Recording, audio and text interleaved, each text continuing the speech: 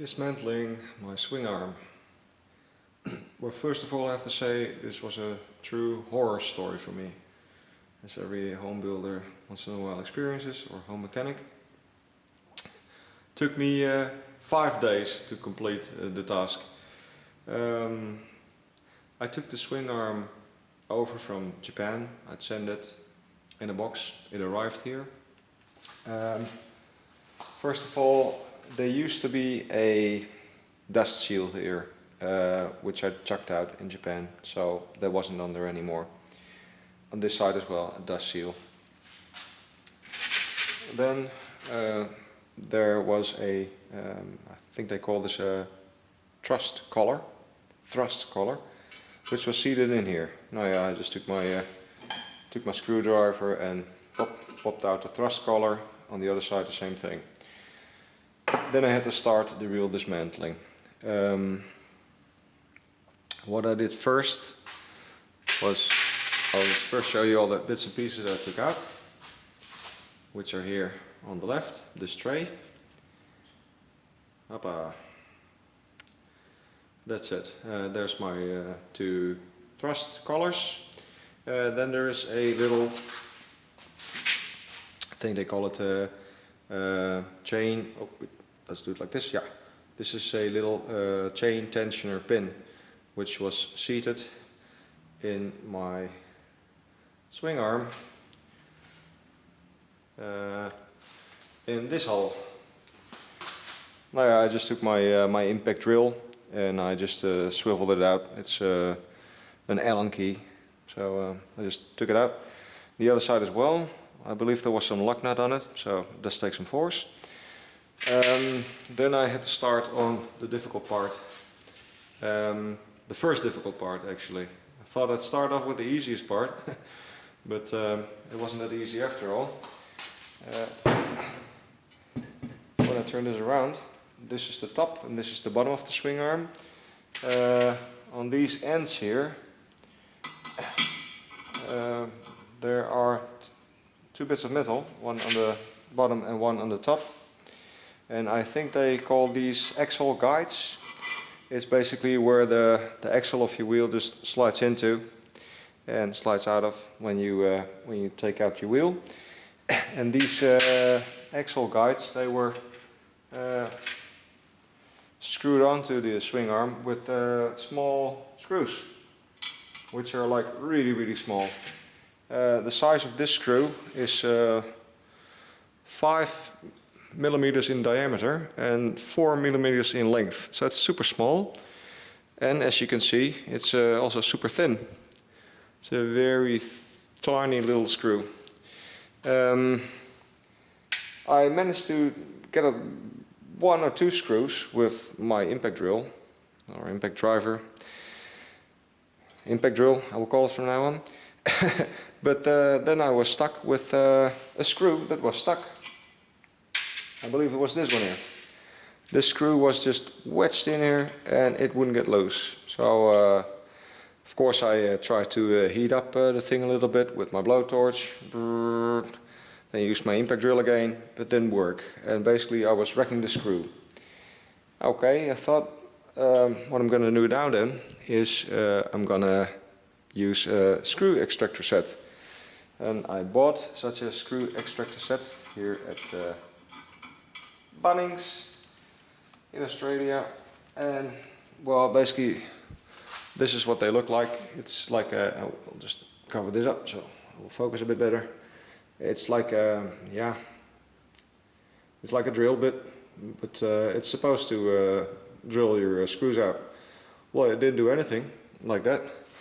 In fact, it only made it worse because I'd already screwed up my screw. But with this with this screw extractor set, I drilled a nice hole in my screw, so there was no profile left to put my screwdriver in. So now I was really stuffed. Didn't know what to do about it. Finally, I decided to get a bit medieval on my screw.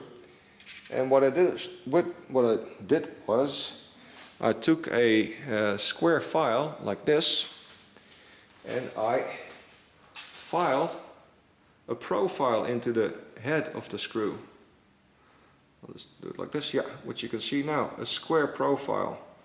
So I put these deep grooves in there, and then I finally had some success, because with my deep grooves like filed into my screw like this,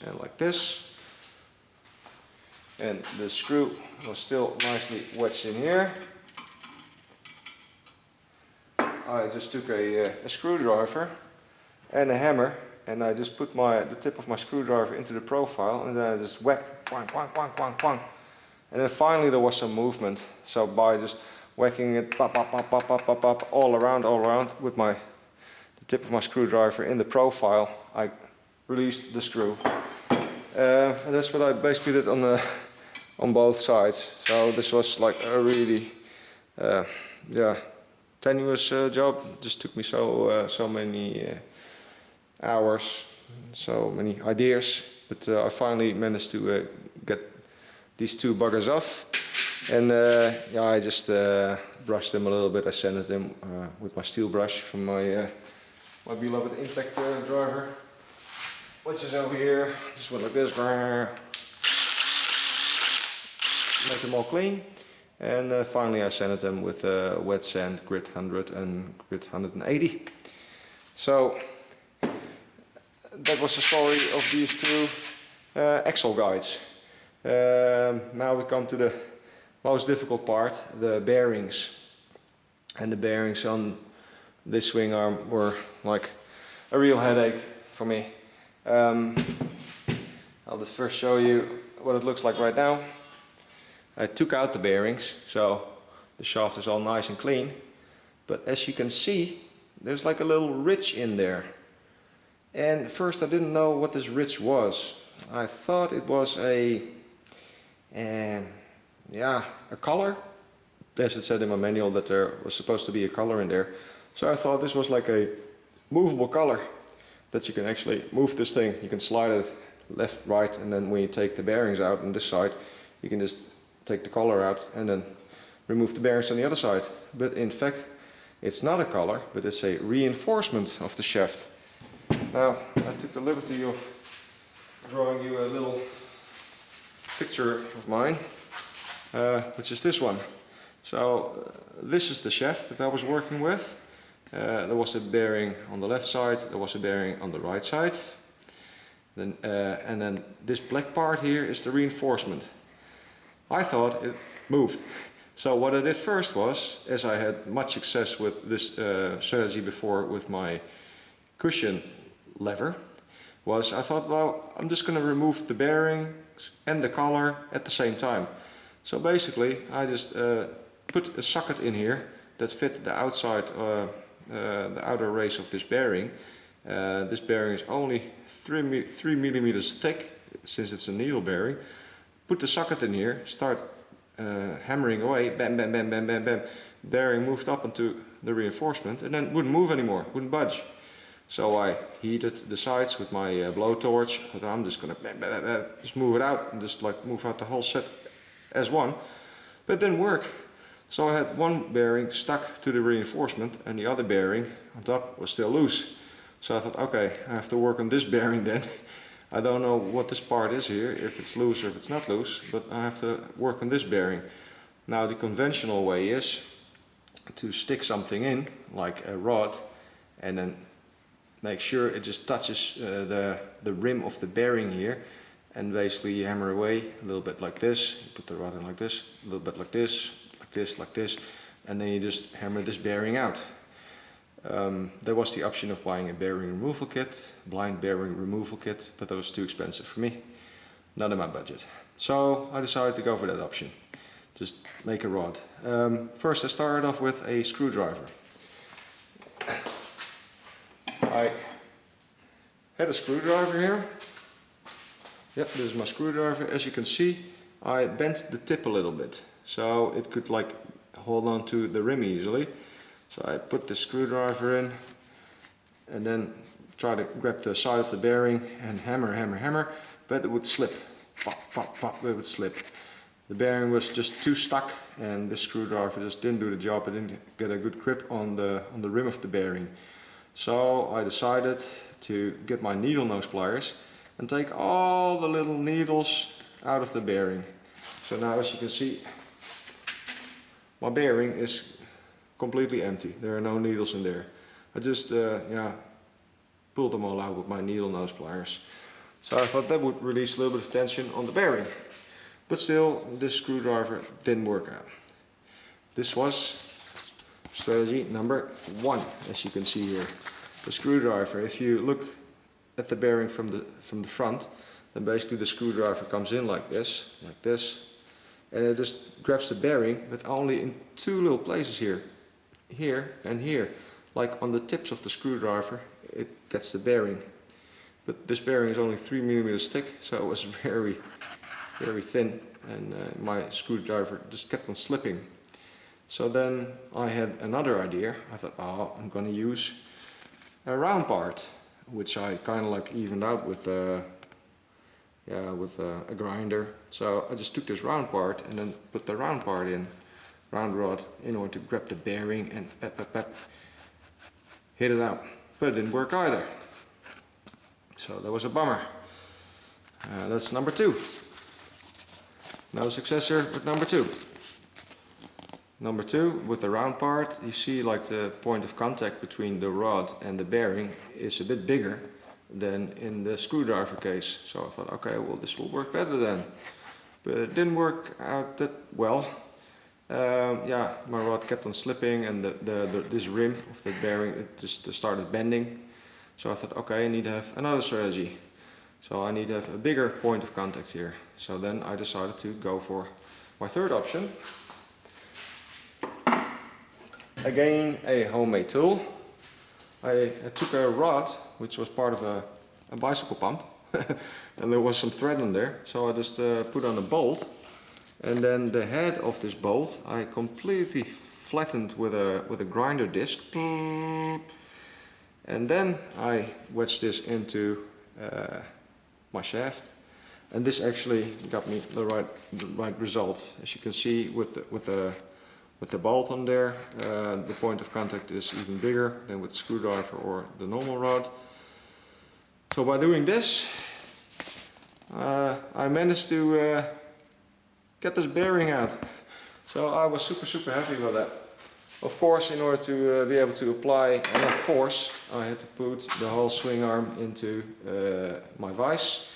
Of course, when you put a swing arm or something sensitive into a vise, first put in a piece of cloth and then put in the bearing or the swing arm, then close it, so at least the swing arm won't be damaged that much. So I had one bearing out, so still one more to go. The top one, which was loose, was out, but the bottom one, which was wedged to the reinforcement, was still in there, lodged in there. So what I did eventually was put a socket in here. Since this bearing was out, I put a socket in here that just fitted right through the reinforcement and actually grabbed the bearing here, got a hold of it. And I believe that was a socket number 16. And as you can see, this socket number 16 just slides through the... Wait. This side perhaps. Yeah, it slides right through the reinforcement. And yeah, I just heated everything up with my propane torch. And then with socket number 16, a hammer and a lot of blood, sweat and tears, I managed to get it out. So my bearings were out of my swing arm. Super happy with it. But yeah, this whole project took me about 4 days, 4 or 5 days. Now the last thing I had to do was basically repair the damage that I did. Since I'd at first slammed this bearing into the reinforcement here, the reinforcement was a bit warped and had already just like bent a little bit to the inside. So I took like a round file and I filed away all the irregularities. So this reinforcement was nice again. And the top of the shaft, that's right here. I'll just zoom in a little bit. But yeah, hey, that's not sharp. Yeah, I dressed this with my file. It's basically I just ground away all the uneven pieces and made sure it was all nice and smooth.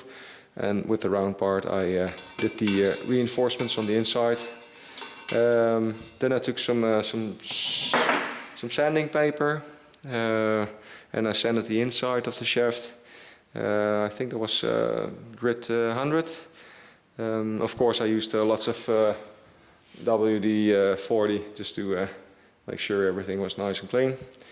And now I can say that the swing arm is done now. One more thing, on top of the swing arm, I'll just zoom out again. Beep. Okay. On top of the swing arm there's like a little hole here, which is for a grease nipple. So there was a little grease nipple screwed into here. I've read about this on the internet that on old dirt bikes it was customary to have a grease nipple in this part. So after you've been doing some motocrossing, you could just squirt some grease back into your swing arm shaft and make sure it was all smooth. So I'm basically going to replace this grease nipple with a new shiny grease nipple. Then I've got the rest here. These buggery little screws, I think I'm gonna try and find something that could replace these, but not being a flathead screw like these, but just a normal hexagon screw, which would serve the job better, because then you can use like sockets and other keys to remove it. Of course I'm gonna replace my needle bearings, which are dead now. And I'm gonna buy 2 new dust seals for closing the whole set off again. And I'm still very much in doubt whether I should powder coat the swing arm or whether I should polish it. Powder coat or polish, it's a really hard choice. My sense says powder coating will look better, because then the frame of my bike will be white, the swing arm will be white, my front forks will be white. I just want to have a completely white bike, and it will just look very good, and it would also save me the hassle of polishing it. And on top of that, I found a really good company here in Australia, in Brisbane, Advanced Powder Coating Techniques, and they powder coat real cheaply. Yeah, polishing would make more sense, because a swing arm will get damaged while you ride. So basically, if you powder coat and your swing arm is damaged, then you'll see that straight away. Whereas if you polish and then lacquer, you won't see any damage that easily. So, now yeah, like that.